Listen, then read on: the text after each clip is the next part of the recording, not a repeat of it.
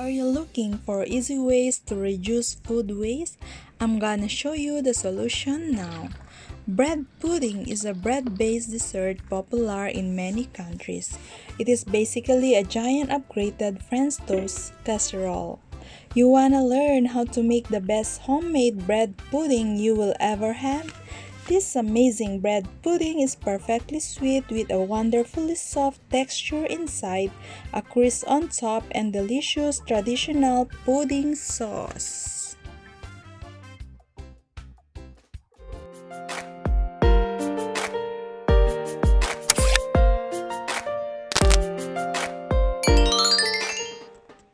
Our menu for today is banana pudding and toasted bread.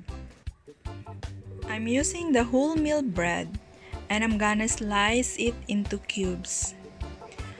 I start with stale bread that's at least a day old because stale bread holds its shape more easily when soaking up the custard mixture, while the fresh bread tends to fall apart easily and turn to mush.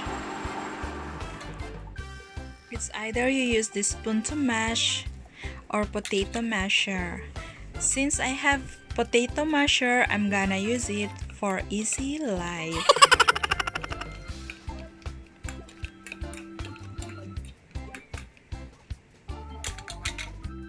Ingredients: sliced bread, 4 to 5 small egg, 2 pieces mashed banana, half cup sugar, 2 cups of milk, 1/4 size butter, 2 tablespoons choco chips and raisins, 1 teaspoon vanilla, pinch of salt. Switch on the stove from medium to low. That's gonna melt the butter.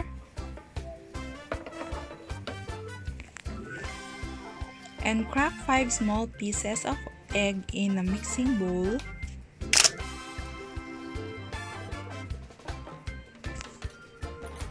And beat the egg together.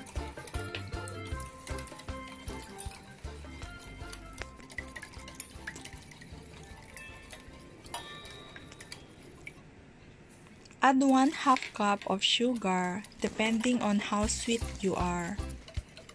You also can add until 3/4 cup of sugar.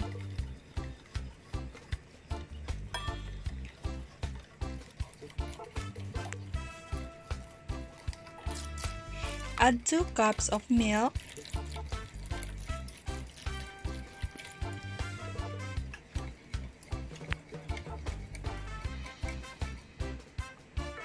Add some mashed banana. Banana is an optional, but I love the banana flavor in it.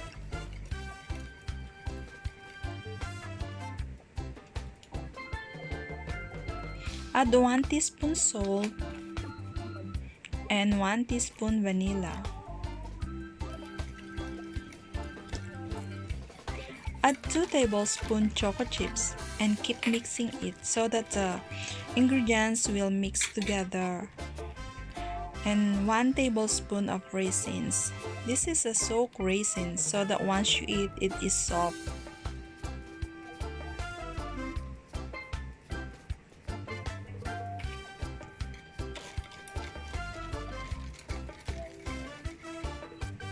And then add 2 tablespoons melted butter and thoroughly mix it together.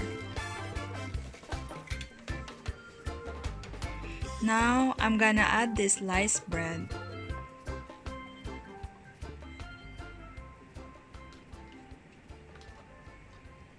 And slowly press the bread down into the milk or to the custard just now.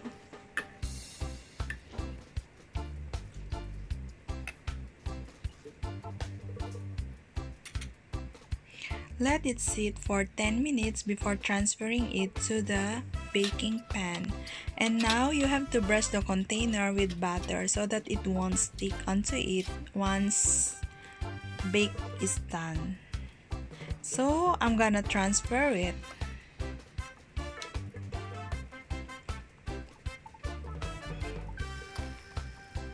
You can pour it all together if you want. I purposely didn't mash all together because I don't want the super mashed bread. I still want this texture.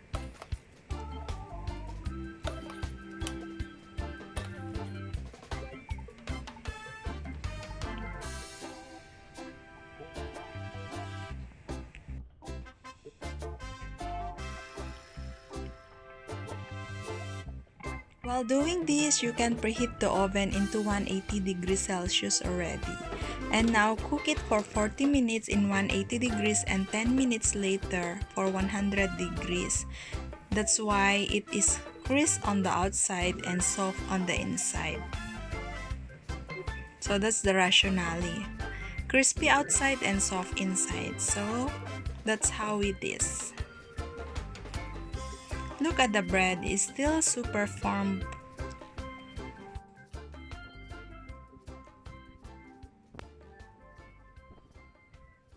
Sugar on top is an optional, but if you have a plan to put sugar on top, you must lessen down the sugar in the custard.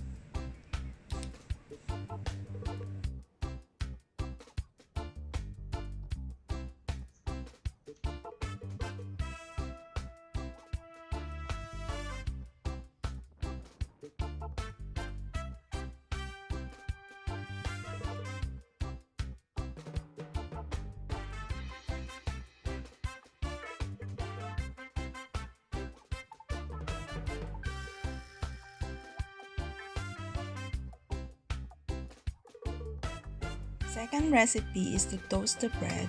So let's gonna melt the butter again.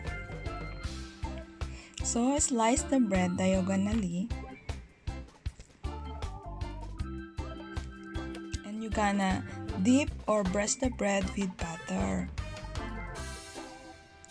You can arrange it into the container like this and you give some space in between.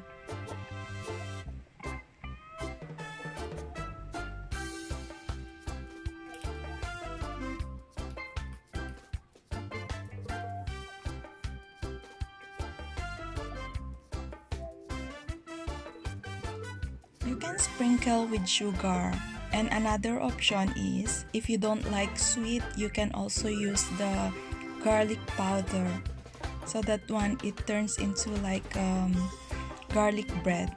And after that, you have to flip the other side so that you can sprinkle the sugar.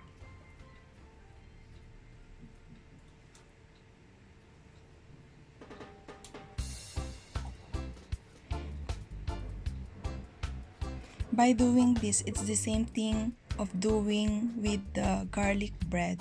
You can now preheat the oven into 180 degrees.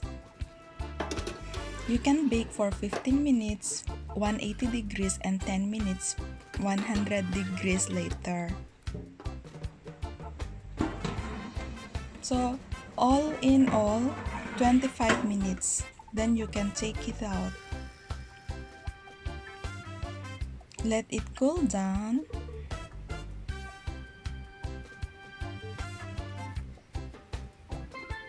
And ready to eat with a pair of coffee. I hope you enjoyed it. Just give it a try and you see and comment down below if what is the outcome. Thank you. See you in my next video.